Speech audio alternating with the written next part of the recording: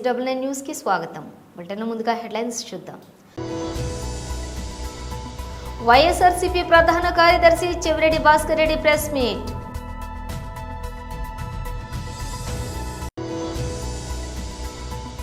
తెలంగాణ భవన్లో బీఆర్ఎస్ నాయకులు press meet.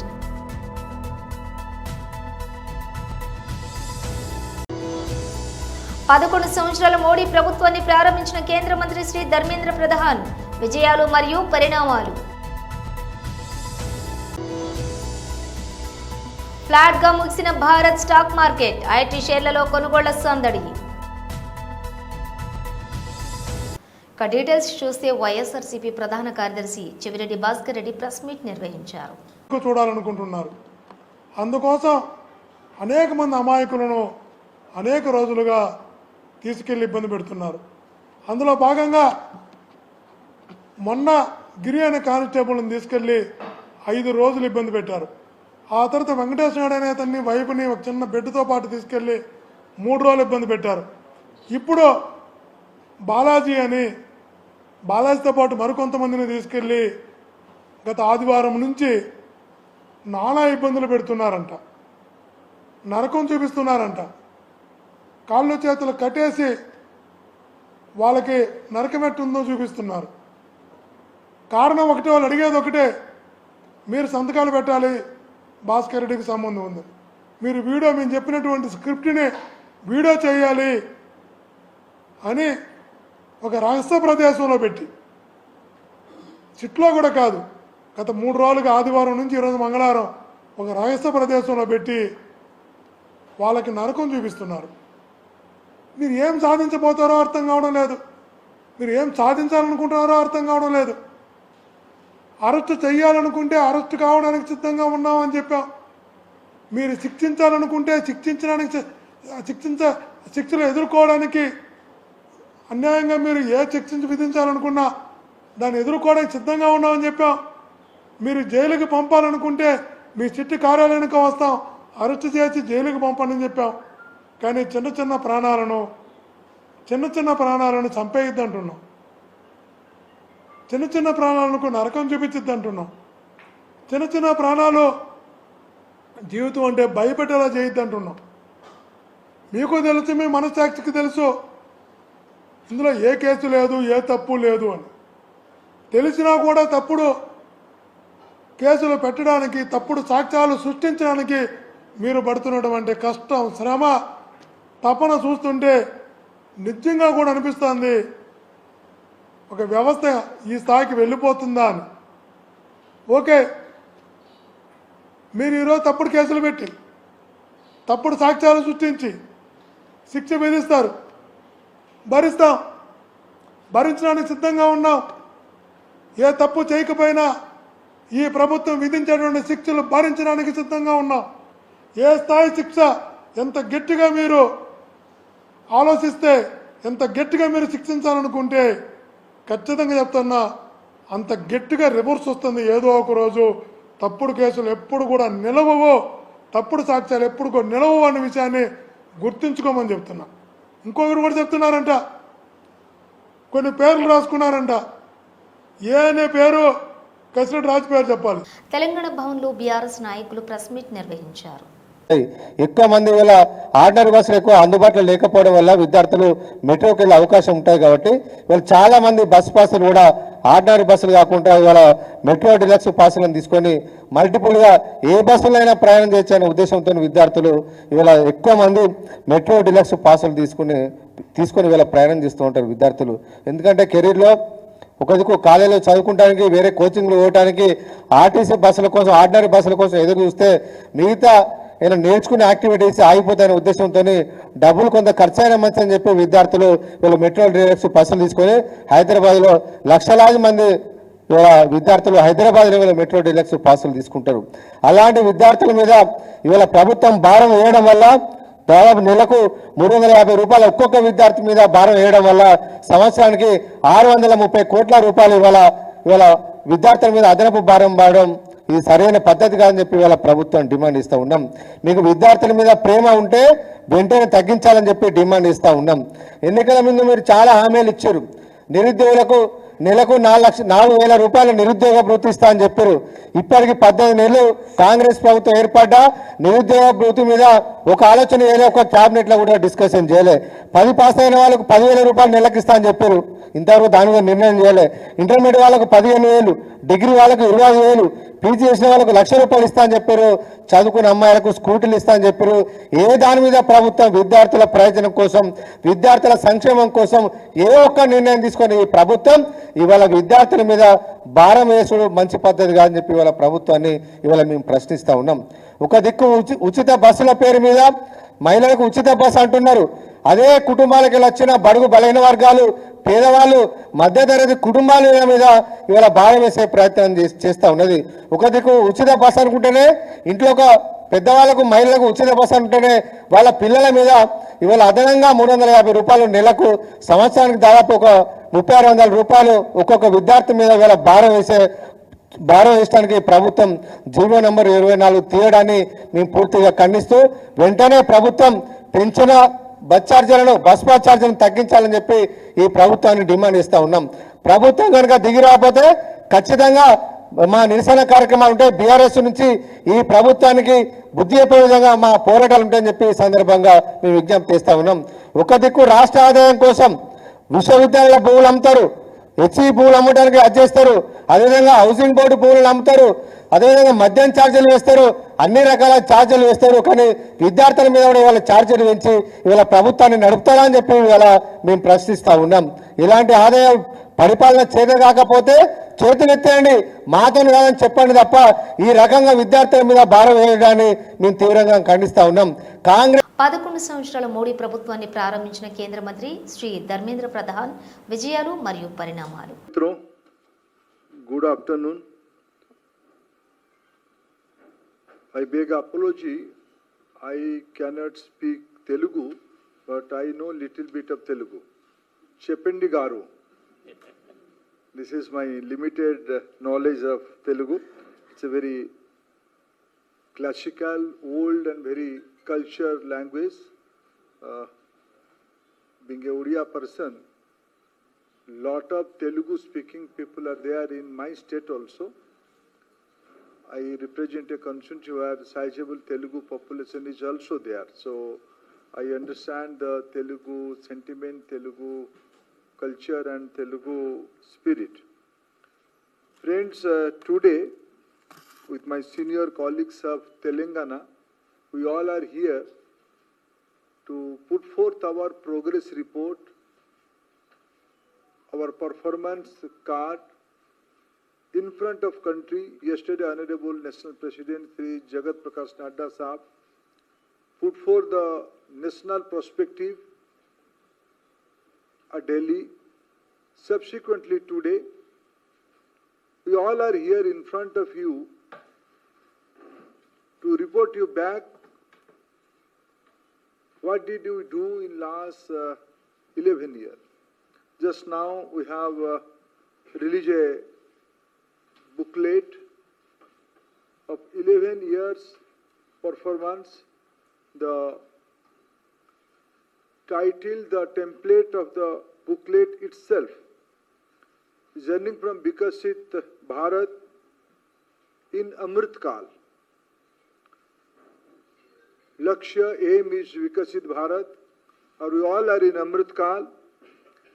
And since last 11 years, through seva, through service, through good governance, Sushasan, and a welfare government, through Kalyankari Vyavastha,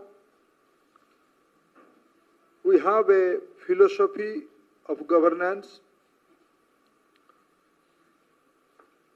Ours is I don't want to get into the statistics of the last 11 years, because you all are by this time writing lot of contrast statistics, at least of 4 to 14 and 14 to 25, 10 to 10 years, and plus this year is 11th year. All statistics are there. Our Telangana unit has always a small note. Hope they will circulate this note to you also.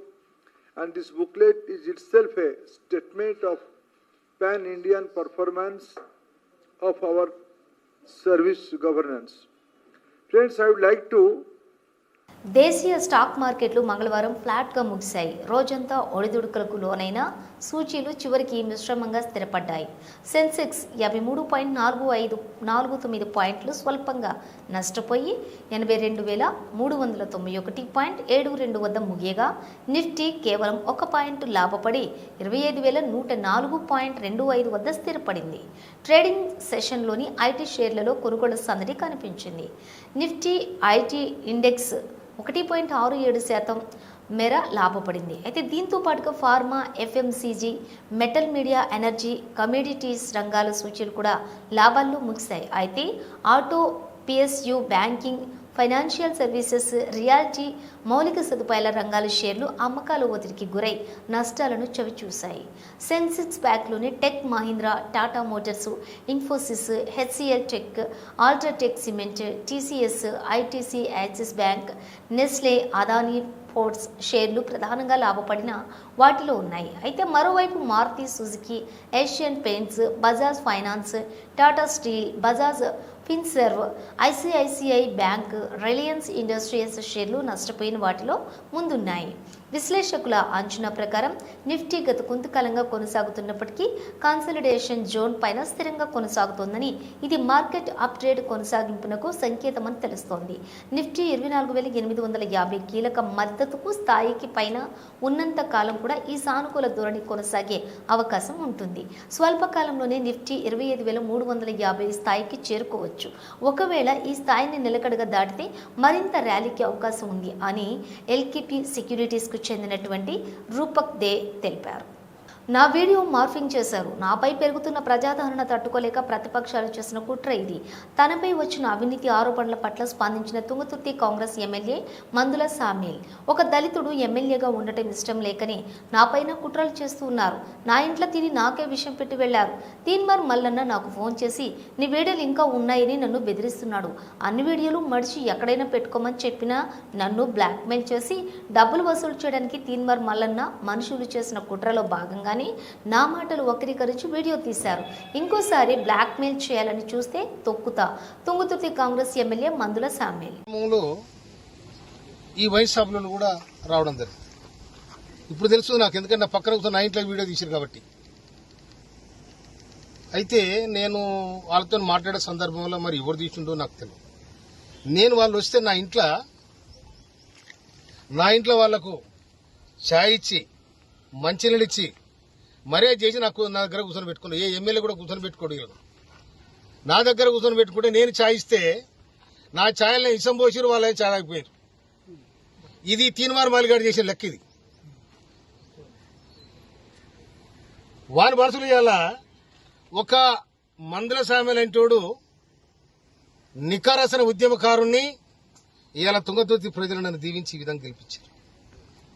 నన్ను damage చేయడానికి, నా మీద blackmail చేసి, నాతో డబ్బు తీసుకోవడానికి TRS తో కుమ్మక్కై నేను లిక్కర్ దందా చేసినా, లేక మూల దందా చేసినా, ఏం దందా చేస్తా? నేను నా దందంతా ప్రజలతోనే, నా జీవితం ప్రజలతోనే బతికినాను నేను. అందుకోసమని నాతో డబ్బు లేని నాడు జనము మొన్న ఎన్నికలలో నాకు సందాలు ఇచ్చి గెలిపించుకున్న ప్రజలు. అటువంటి చిల్లర దందాలు నేను చేయను. కానీ చిల్లరేషాలేసి ఇవాళ ఎవడైతే నా మీద వీడియో తీసుండో వాడు పోయి ఇవాళ ఆ తీర్మానం మల్లయ్య స్టూడియోలో కూర్చున్నాడు. మరి అతను చేపించినాడు అనుకోవాలా, ఎవరు చేపించాడు అనుకోవాలా? నేను అందుకోసం దీన్ని చట్టపరంగా ఇవాళ ఒక దళితుడు, ఒక మాదిగ వ్యక్తి రాష్ట్ర ప్రభుత్వంలో ఉండడం ఇష్టం లేదా? బీసీలు అంటారు, ఎస్సీలు అంటారు, ఎస్టీలు అంటారు, సామాజిక న్యాయం. ఎక్కడ పోయినా సామాజిక న్యాయం ఇదేనా? బ్లాక్ మెయిల్ రాజకీయాల సామాజిక న్యాయం ఇదేనా? ఇది కాదు కదా. సమాజం ఏమనుకోవాలి? దమ్ముంటే తుంగతుర్తి గడ్డ మీదకి రా, తుంగతుర్తి గడ్డ మీదకి వచ్చి ఇవాళ నేను చేసింది నాకు చెప్పాలి. లేకపోతే దీని చట్టపరంగా నేను తప్పకుండా నేను చర్య తీసుకోవడానికి ప్రభుత్వాన్ని విజ్ఞప్తి చేస్తాను. నా ఇంట్లో తిని నా ఇంట్లో ఇష్టం కలిగిపోతే ఇంతకంటే ద్రోహం ఏముంటది? వాటిని నాకు ఫోన్ చేసి ఇంకా నీ వీడియోలు ఉన్నాయంటే వీడియోలు అన్ని మలిచి నూక్కోరా నువ్వు, అన్ని మలిచి నూక్కో, ఏడు నువ్వు నూక్కో కొడక. మళ్ళా కనుక ఇది వస్తే తొక్కి నేను కదరేది తొక్క చూసుకో. నేను మందుల సాబరెడ్డి ఏమనుకున్నారు మీరు?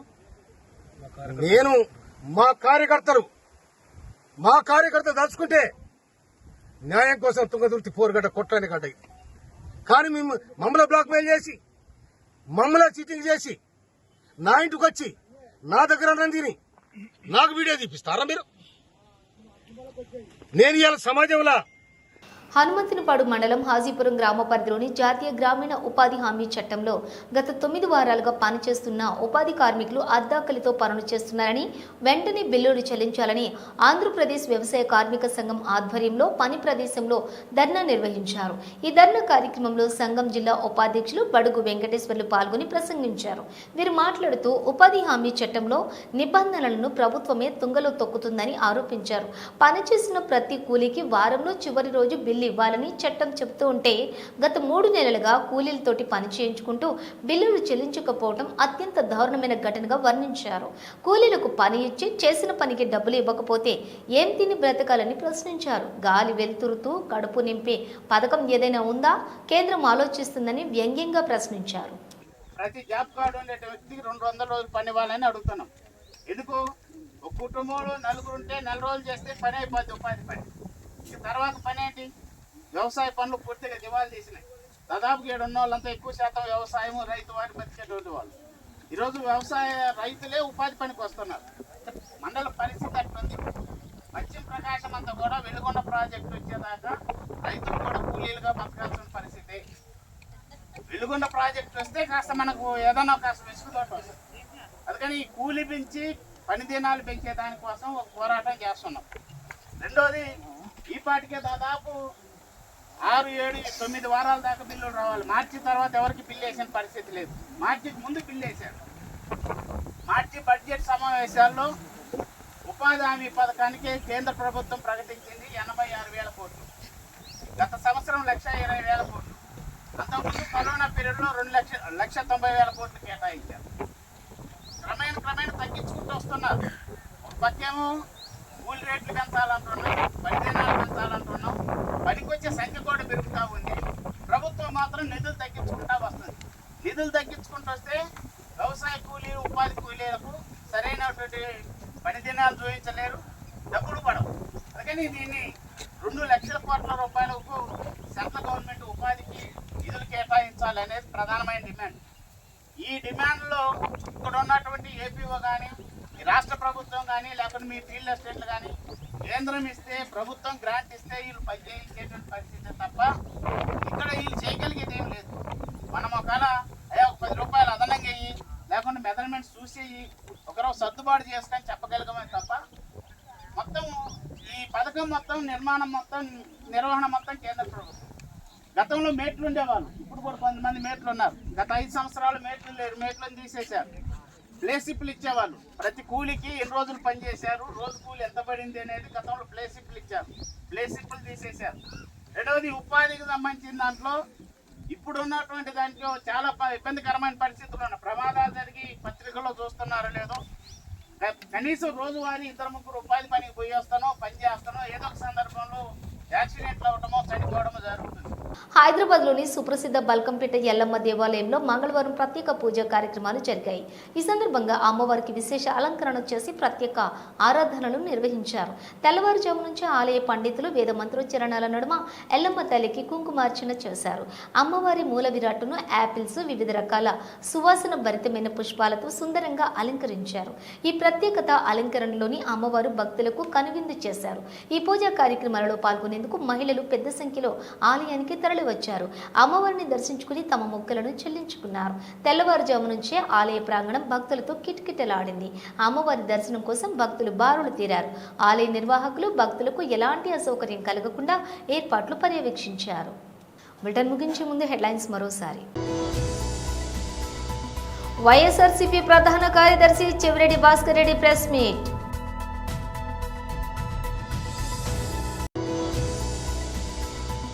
తెలంగాణ భవన్లో బీఆర్ఎస్ నాయకులు ప్రెస్ మీట్.